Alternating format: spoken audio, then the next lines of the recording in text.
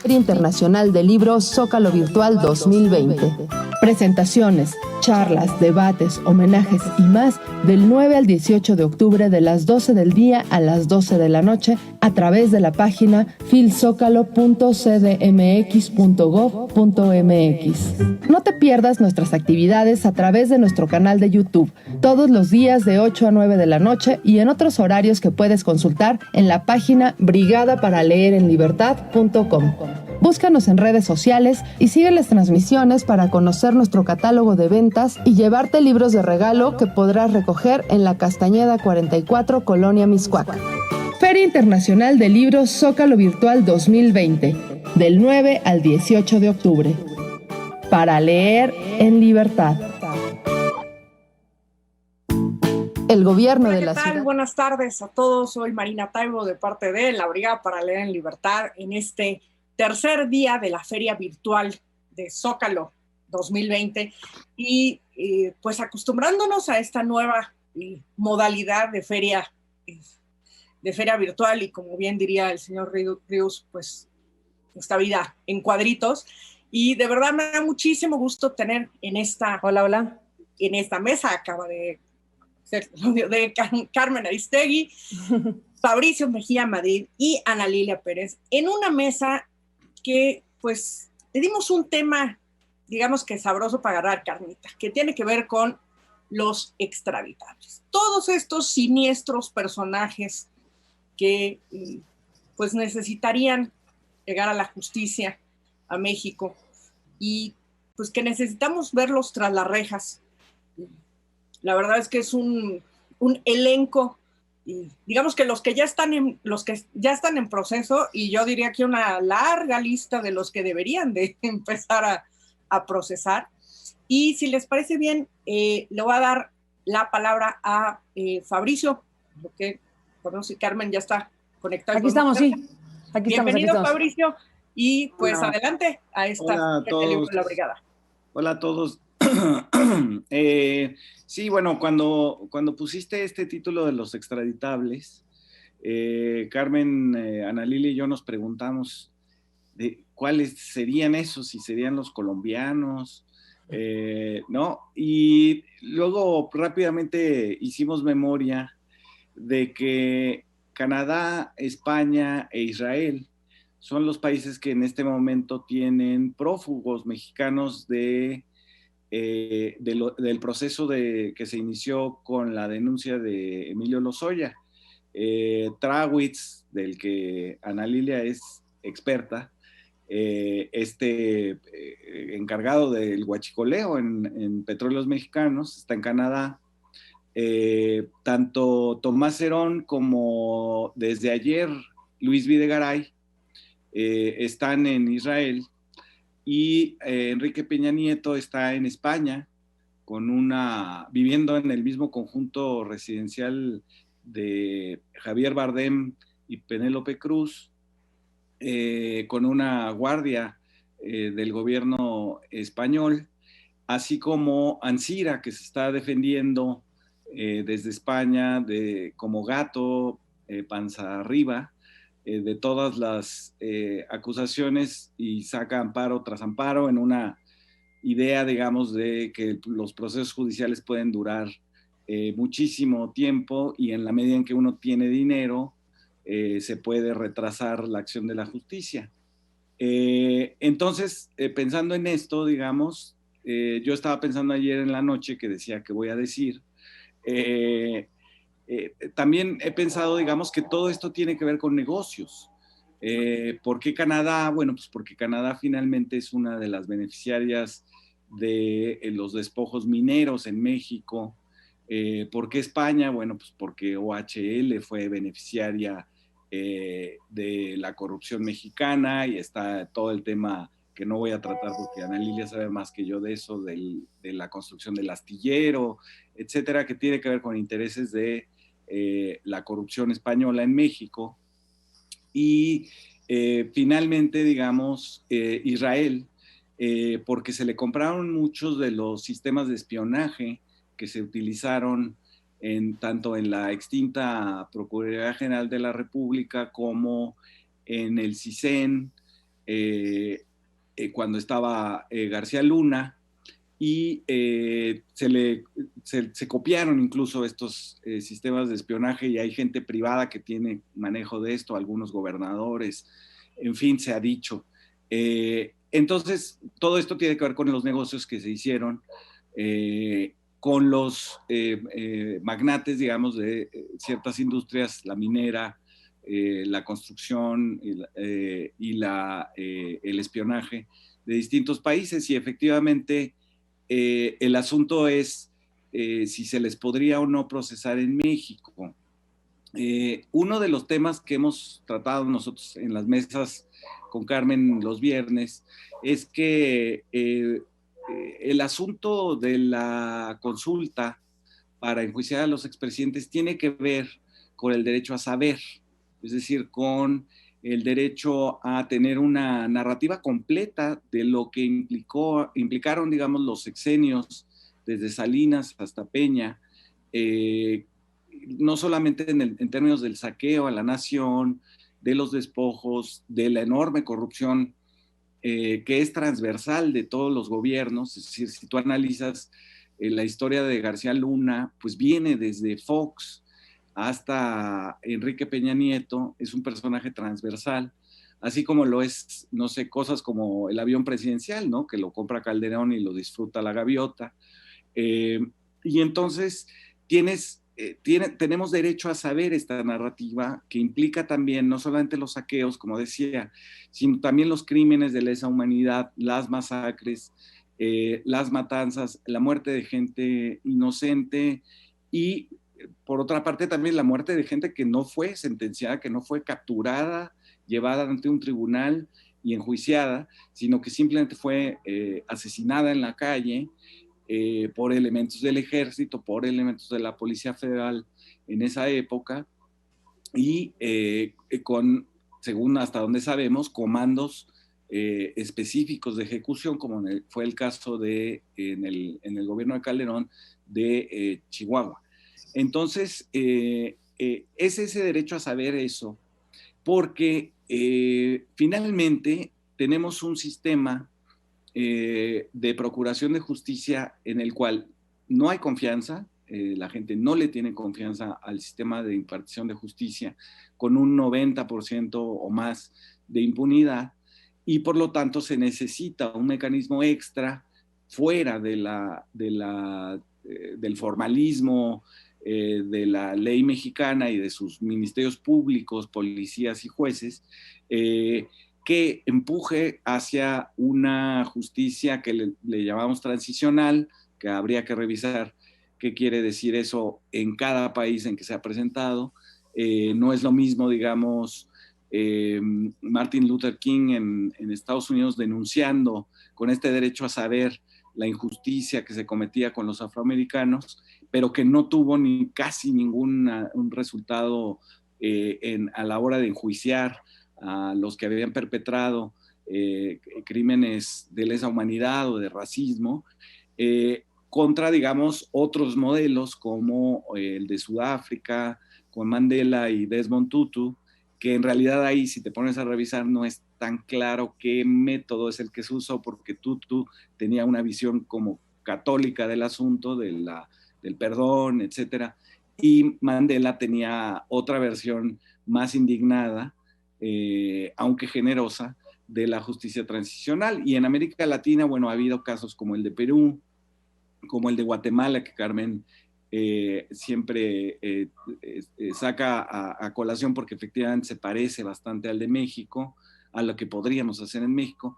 Y finalmente, digamos, hemos estado proponiendo pues que exista una comisión de la verdad que abarque no solamente a las víctimas directas, digamos, de las masacres, de las matanzas, de esta guerra absurda contra el crimen organizado de Felipe Calderón, sino también la corrupción, ¿no? Que es un tema que muchos hemos estado hablando, y es una idea que se va formando ya en cierta parte de la opinión pública. Entonces, yo creo que no sería a lo mejor necesario extraditarlos en un primer momento, sino sí saber exactamente cómo colaboraron en el saqueo, en el despojo, en la muerte, en el horror, en el dolor, estos personajes que hoy se refugian en España, en Canadá y en Israel, ¿no?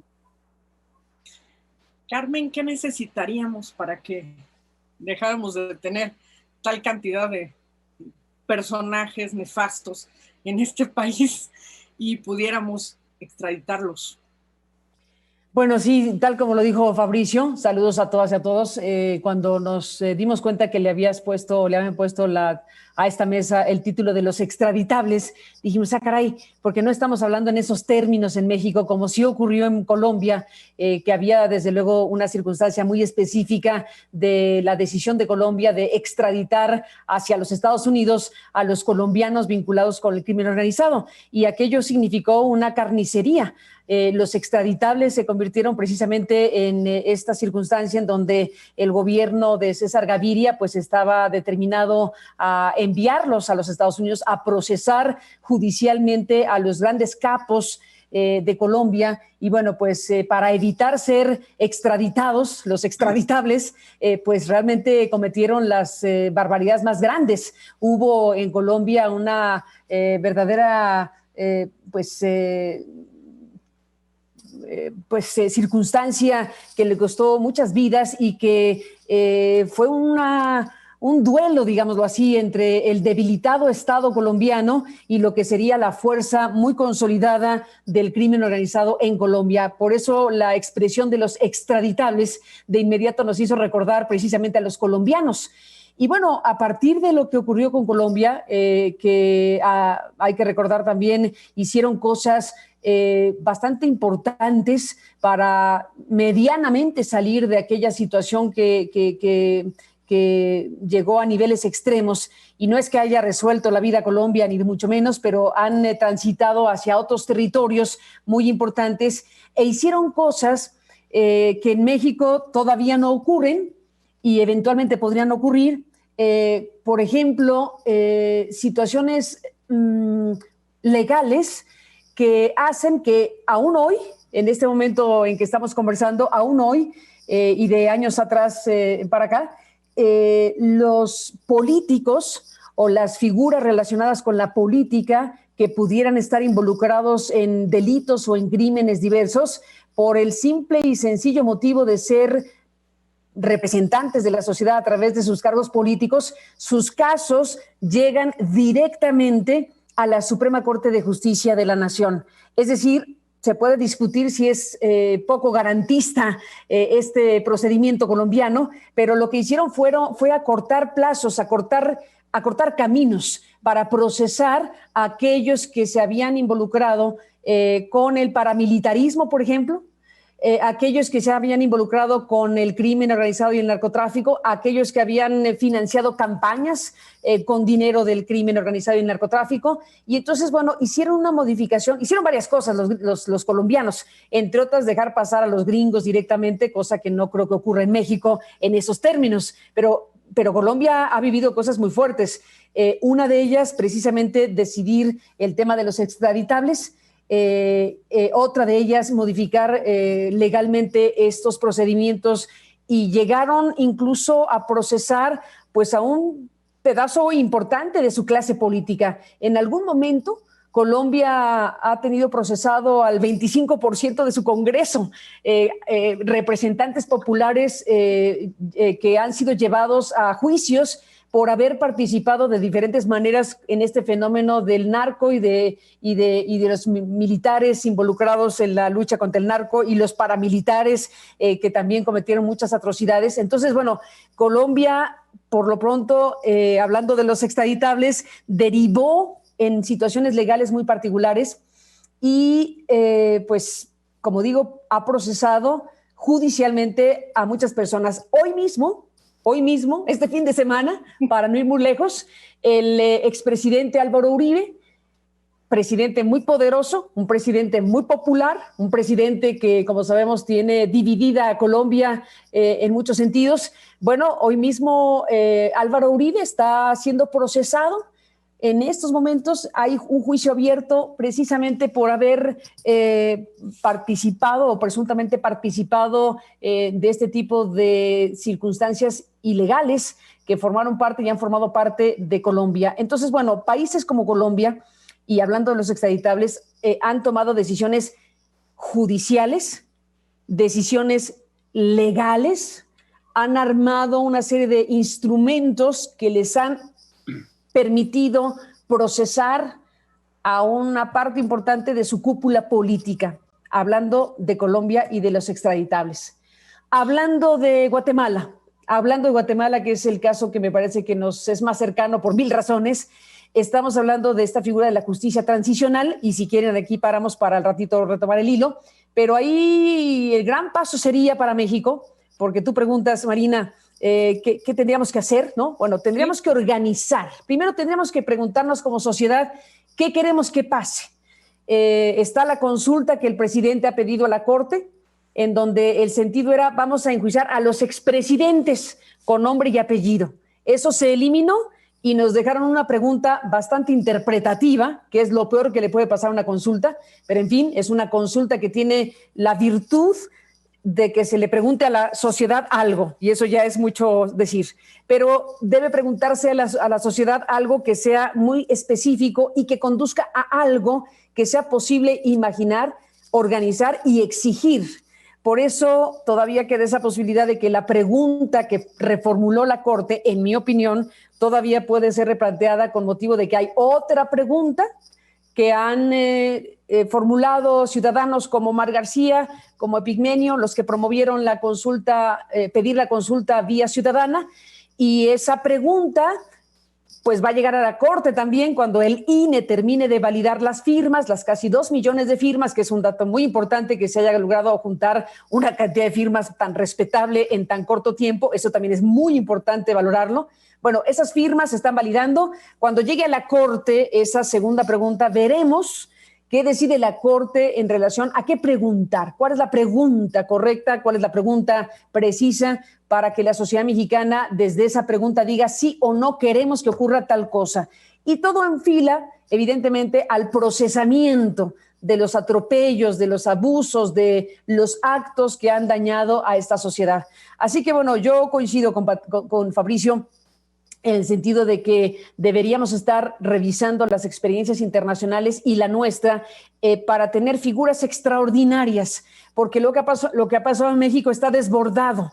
Y si suponemos que el sistema de justicia tradicional, que de por sí no ha procesado nada, va a procesarlo ahora que tenemos una montaña de muertos, desaparecidos, atracos, robos, corrupción, si suponemos que el sistema tradicional lo va a hacer, estamos, me parece, muy equivocados. Se tiene que pensar en una circunstancia extraordinaria, con herramientas extraordinarias como las comisiones de la verdad, como la llamada justicia transicional, como los juicios que se tienen que dirigir de esa manera a personajes y a casos que hayan de manera emblemática y definitiva afectado a la sociedad mexicana. Así que hay mucho por hacer, pero creo que hay que ponerle foco en el cómo podríamos hacerlo.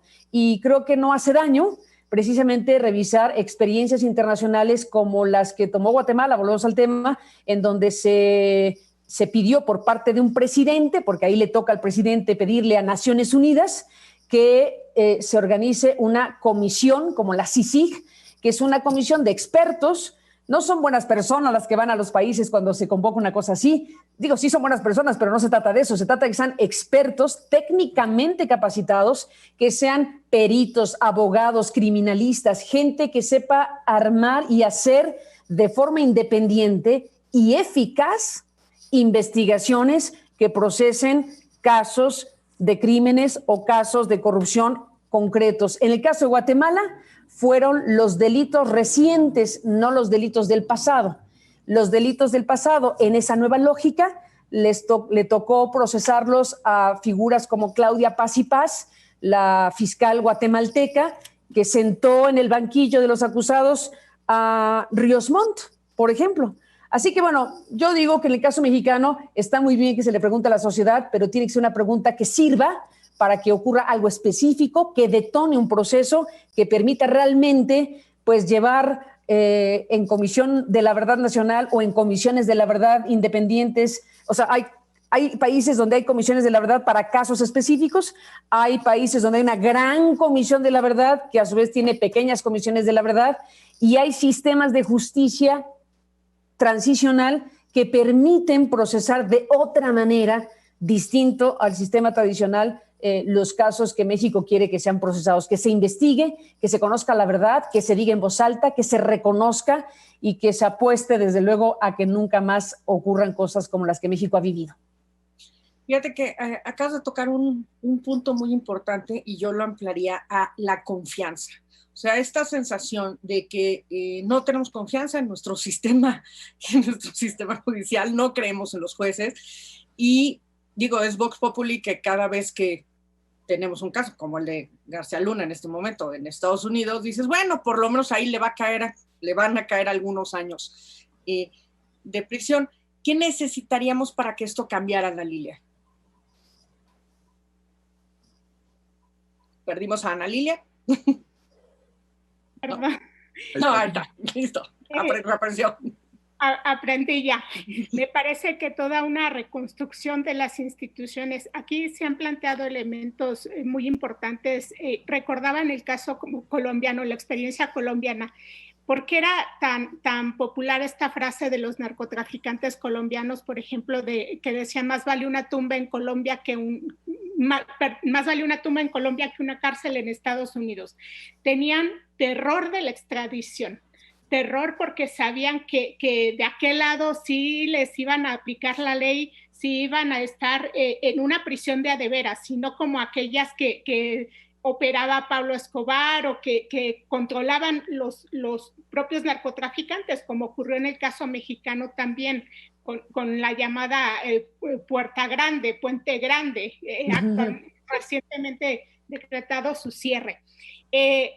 Se requiere una reconstrucción de las instituciones. Se ha hablado mucho, por ejemplo, del papel que tiene actualmente la Fiscalía, una Fiscalía independiente, una Fiscalía que está tratando de empujar los casos, pero ¿qué pasa cuando llegan al Poder Judicial esos casos que se están procesando? Bueno, ahí encontramos muchas deficiencias. Hay asuntos de procesamiento de alta corrupción, asuntos de corrupción en complicidad con el crimen organizado, corrupción política, que requieren prácticamente tratarse como temas de Estado y como tal requiere que esté a la misma altura los distintos poderes para el procesamiento de estos casos.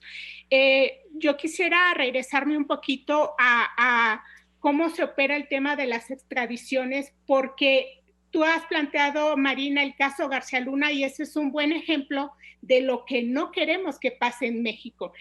Primero, la extradición es todo este proceso por el cual las autoridades de un país, en este caso de México, piden a otro país que les envíe a algún personaje que enfrente alguna orden de aprehensión por un proceso que esté enfrentando en el país. Hay acuerdos en materia de extradición con muchos países, con algunos no los hay. Hay leyes en materia de extradición por esta ausencia, este vacío que hay en algunos países con los cuales no se tienen acuerdos de extradición. Es que a veces los prófugos buscan a qué país se van a ir, un país que dilate esos procesos.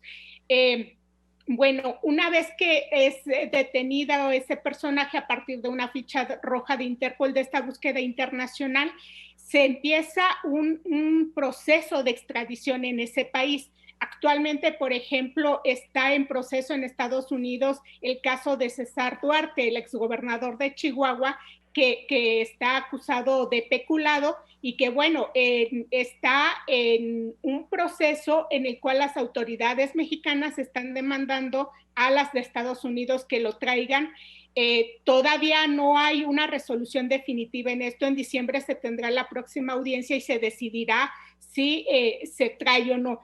¿Por qué me parece importante tocar esta parte? Porque desde el momento en el cual se solicita un proceso de extradición, ya entra también en juego la capacidad que tengan las autoridades para tener elementos suficientes para que las autoridades del otro país les concedan la extradición. ¿Qué quiere decir esto? Que bueno, cuando las autoridades entran ya en un proceso de pedir la extradición de un personaje, ya se debe hablar de un caso que tiene que ir en serio.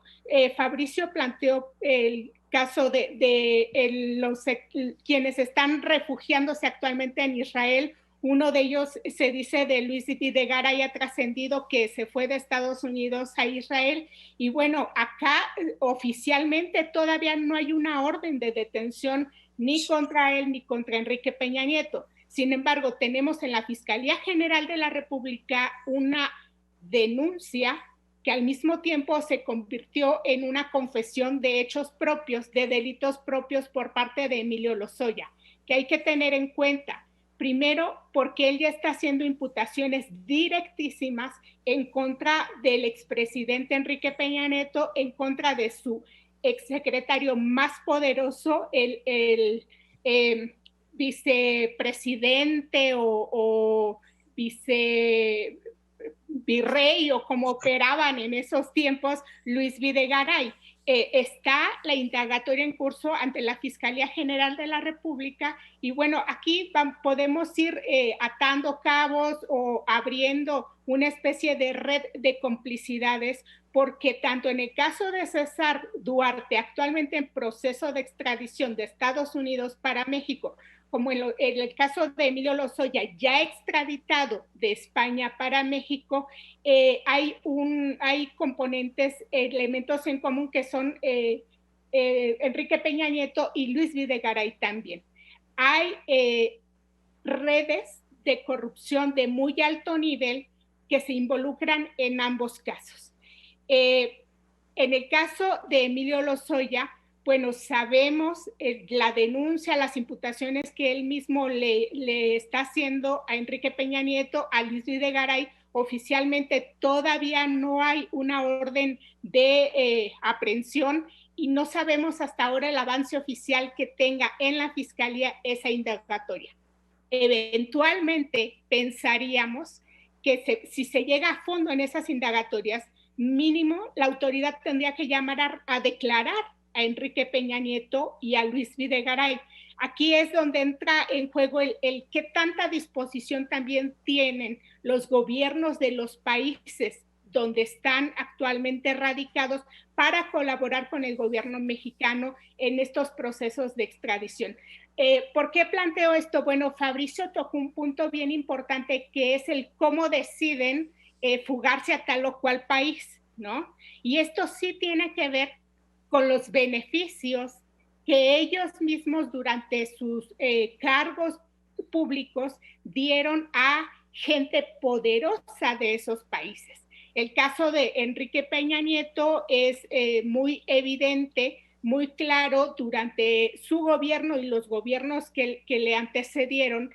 En España hubo mucha relación de negocios con gente muy poderosa allá, al nivel incluso de la Corona de España, que tenía intereses a través de empresas del sector energético en México. Entonces, hubo muchos beneficios. La empresa OHL, que es emblemática de graves casos de corrupción también, y así podríamos enumerar muchos casos. No nos alcanzaría el tiempo.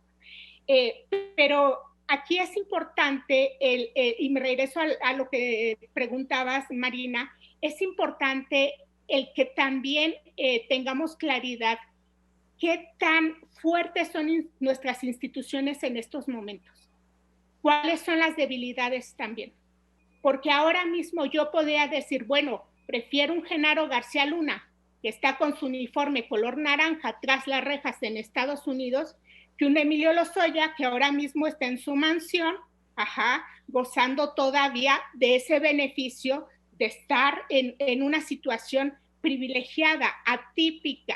Jamás habíamos encontrado un caso de alguien en esa circunstancia de prisión. Desde el momento en que se dio su extradición, todo ha sido atípico en ese caso. Ahora, hay muchas expectativas de muy alto nivel, que a partir de lo que él pueda proporcionar en cuanto a pruebas incriminatorias también se pueda llegar más alto en esa investigación.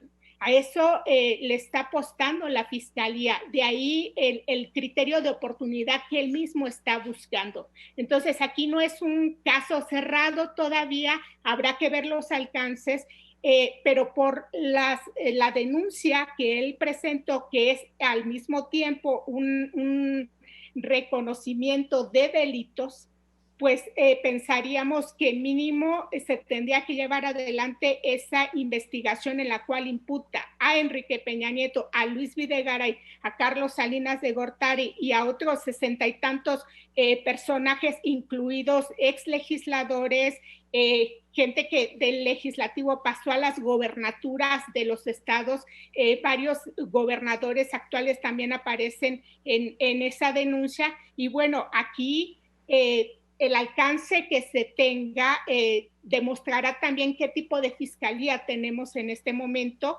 y cuando se le dé el curso judicial, qué tipo de poder judicial.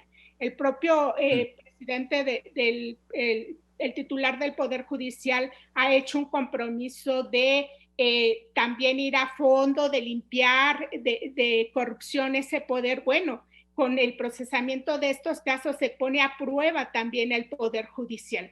Entonces, lo que se requiere son instituciones fuertes, instituciones sólidas, instituciones que garanticen que se va a aplicar la ley conforme a derecho, que no que la justicia no va a ser ya una justicia ciega, que la justicia se va a aplicar sin estos sesgos políticos también con la cual se ha aplicado, no de manera discrecional tampoco. Yo cerraría mi intervención planteando un caso que nos hace pensar también el que todavía no tenemos ese tipo de instituciones que son las que requerimos.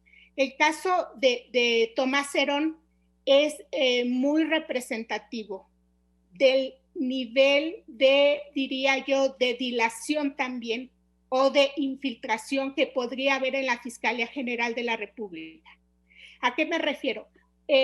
Derivado de todas las indagatorias que se hicieron en contra de los funcionarios responsables de las irregularidades en el caso Ayotzinapa, por mucho tiempo se estuvo cantando en los medios, en todos lados se sabía que habría una orden de detención contra Tomás Herón.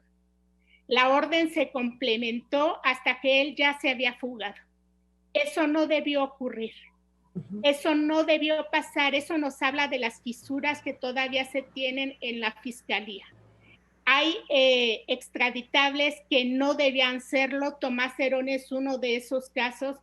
Si hubiera más diligencia por parte de la Fiscalía también, no tendríamos hoy un Tomás Herón en fuga, o el propio general Trawix, que actualmente está en fuga, se había dicho también que en Canadá, y bueno, ya son muchos meses y sin que se complemente esa orden de aprehensión que hay en su contra, y a partir de esta detención también se podría llegar a fondo en el nivel de complicidad que hubo en el gobierno de Enrique Peña Nieto para el robo de combustible, que sabemos que es un negocio que involucra no solo la participación de grupos del crimen organizado, de grupos del narcotráfico como tal, sino redes empresariales y redes también de políticos involucrados en este negocio criminal.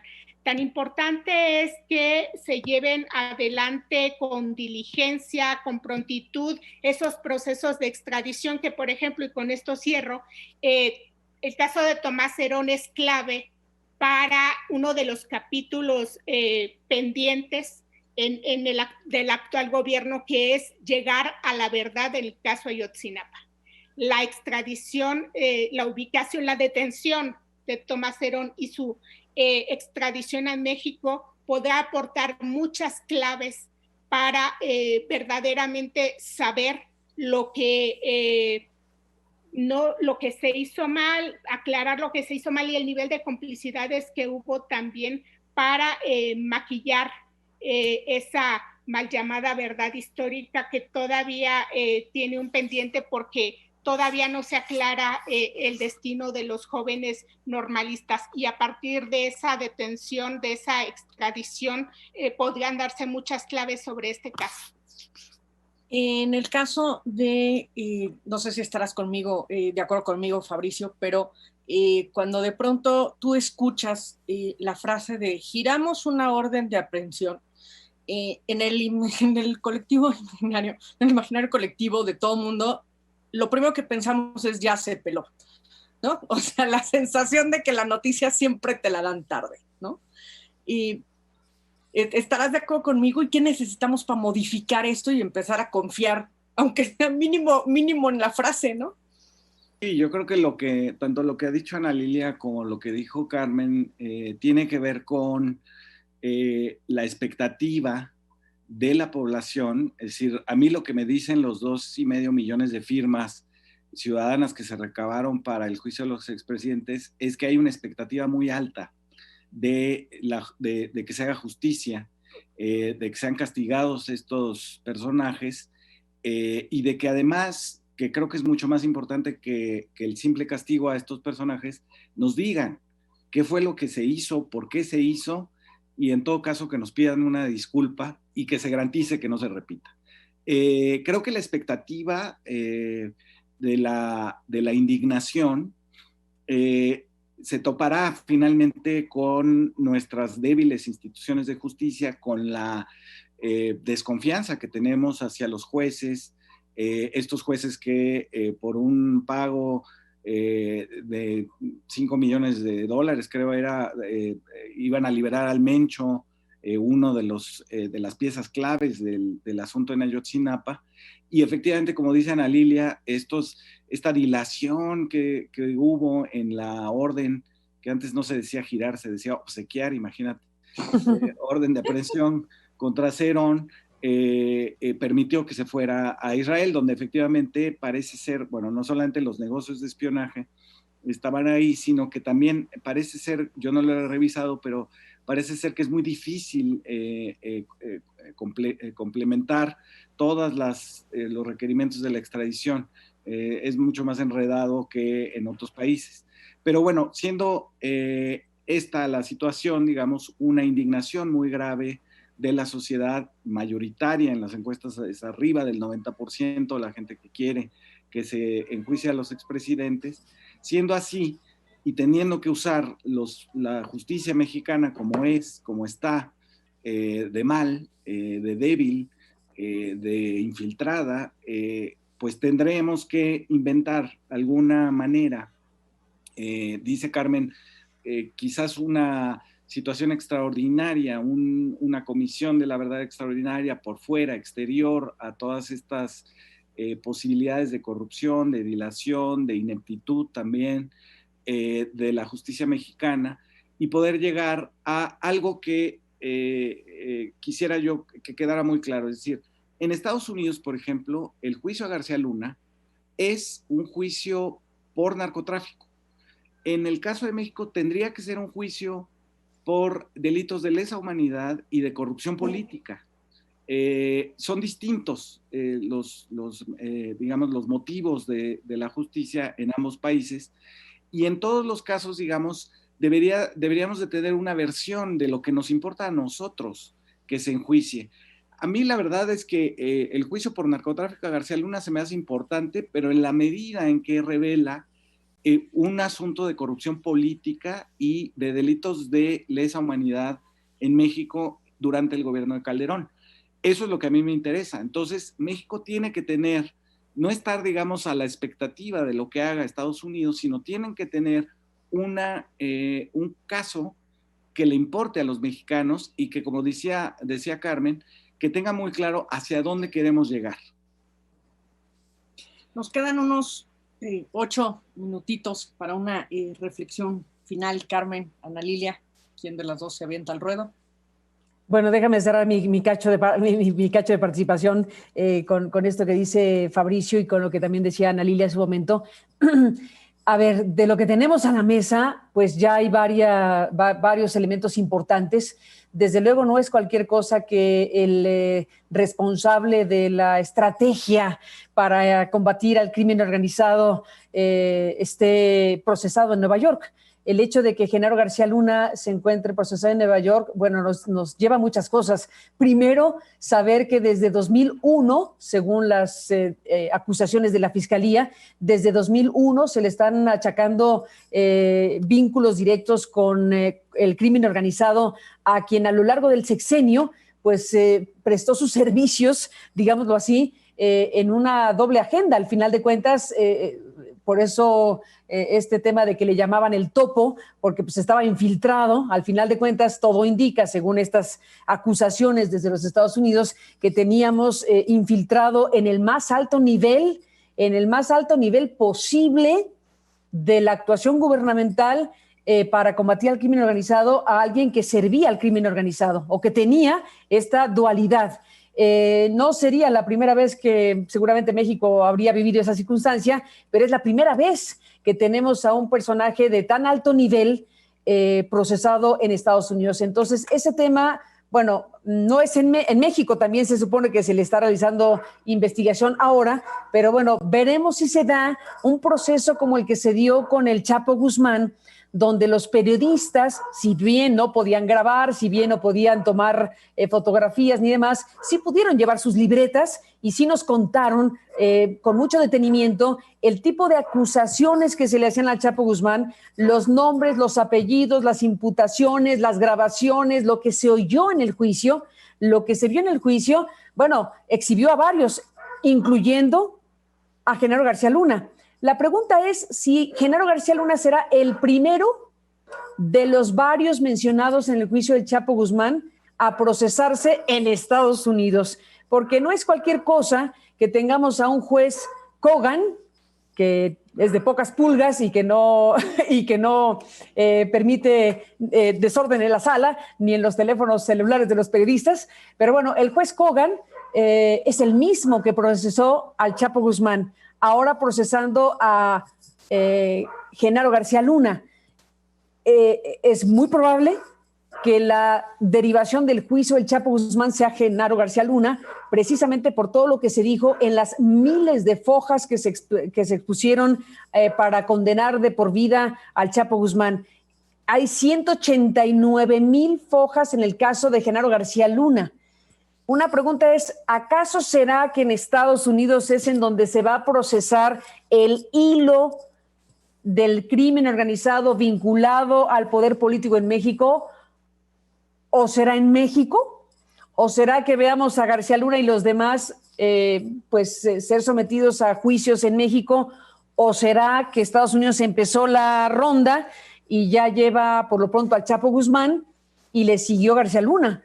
¿Los demás mencionados en el juicio del Chapo Guzmán están en la mira de la justicia estadounidense? Porque si es así, pues hay varios que están, pues sí, extraditables, como dices, Marina, y que bien a bien no sabemos si van a pasar por la justicia estadounidense. En el caso de la mexicana, que desde luego, independientemente de la estadounidense, tendría que hacer su trabajo, pues al final de cuentas yo coincido en que tenemos a un Emilio Lozoya, que presenta una denuncia de hechos, que narra una serie de cosas que de poderlas demostrar, porque ese es el gran tema, ¿no? ¿Qué elementos ha puesto de demostración, de pruebas específicas para todas las imputaciones que le hace a Enrique Peña Nieto, a Luis Videgaray y a todos los mencionados en ese documento que existe ya en la Fiscalía General de la República? Seguimos con la interrogante abierta, porque hasta este momento lo que tenemos son los dichos de Lozoya, pero no sabemos cuál es el video que entregó,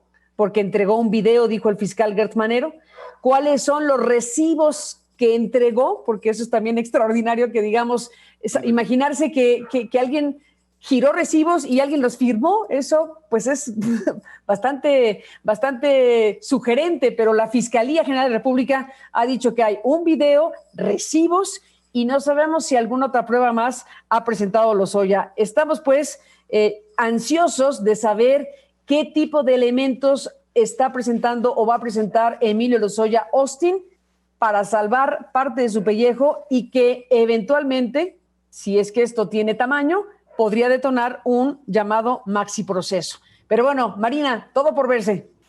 Adelante, Ana Lilia, cerramos contigo. Todo por verse y recordemos que estamos en la etapa en la cual la Fiscalía General de la República debe reunir elementos suficientes, elementos probatorios. En julio fue la audiencia de Lozoya, son 6 meses en los cuales la Fiscalía tendrá que aportar todos esos elementos y creo que con el tipo de también indagatorias que abra la Fiscalía General de la República a partir de la denuncia presentada por Emilio Lozoya, será una prueba del tipo de justicia que tendremos en México y será una prueba para saber si se está preparado para procesar casos de corrupción de alto nivel, como sería también el resultado de la eventual consulta, de lo que derive de ella. Nosotros hemos coincidido en la necesidad de una comisión de la verdad, pero bueno, con ello habría materia suficiente también para que se judicialicen muchos de esos casos. Tenemos muchos pendientes en este país, el caso García Luna, el caso Lozoya, y a partir de ahí, pues Enrique Peña Nieto y todos aquellos quienes aparecen en esa denuncia de Lozoya, casi 70 personajes, y bueno, con el tipo de indagatorias que abra la Fiscalía a partir de ello, demostrará qué tipo de fiscalía tenemos hoy y el tipo de justicia que tendremos en México. La verdad es que, hijo mano, esta mesa da como para otras 25 más, caray. Muchísimas, de verdad, muchas gracias a todos, porque yo creo que nos aclaran el panorama de qué es lo que necesitaríamos estar haciendo en este país para avanzar en materia de justicia, para que empecemos a creer en esas instituciones que hay que fortalecer, porque aquí la chamba es de los dos lados, no solo es fortalecer la institución, sino además fortalecer que los propios ciudadanos, ¿no?, y creamos y tengamos confianza. Hay una parte que creo que es muy importante y se los comento, esto en particular, que va a tener que ver con los dineros, ¿no? O sea, igual que de pronto decíamos, pues hay que ver hacia dónde van los negocios. Creo que la manera de ver hacia dónde van todos estos negocios turbios de todos estos personajes, ¿no?, y todos estos lugares en donde los vamos viendo cómo van huyendo, tiene que ver, se nos acabó el tiempo, tiene que ver con los negocios y pues los invitaría, de antemano, lo primero, darles las gracias por esta mega charla y invitarlos porque el martes a las 8 de la noche tenemos una charla con Santiago Nieto, ¿no?, en donde pues vamos a ver esta parte de los dineros mal habidos y el lavado de dinero en México, que creo que para nosotros es una parte muy importante para ir conectando todos estos puntos para ir en contra de la corrupción. Así que de verdad les doy las gracias de manera enorme. Y en una hora vamos a tener otra de las charlas de la Brigada para Leer en Libertad. Ustedes que son periodistas se entenderán, estamos a 10 años que cumplió la Brigada este año en una mega fiesta que íbamos a hacer en el Zócalo y nos quedamos sin piñata de libros, pero está haciendo una fiesta virtual y lo estamos celebrando con una charla con la periodista Amy Goodman de este noticiero súper progresista en Nueva York, Democracy Now! Y Amy va a estar entrevistando pues nada más y nada menos que a Tariq Ali a las 8 de la noche, así que pues los invitamos a que se queden. Y de verdad, como siempre, muchísimas gracias por apoyar a la Brigada. Son ustedes unos incondicionales de nuestra asociación y de verdad que sin ustedes no podríamos seguir haciendo ferias de libro. Así que muchas gracias, Ana Lilia, gracias, Carmen, gracias, Fabricio, por estar siempre apoyando nuestro proyecto. Gracias a ti, Marina, gracias, Ana Lilia, Fabricio, un abrazo para todas y para todos. Buena tarde. Un abrazo, buenas noches.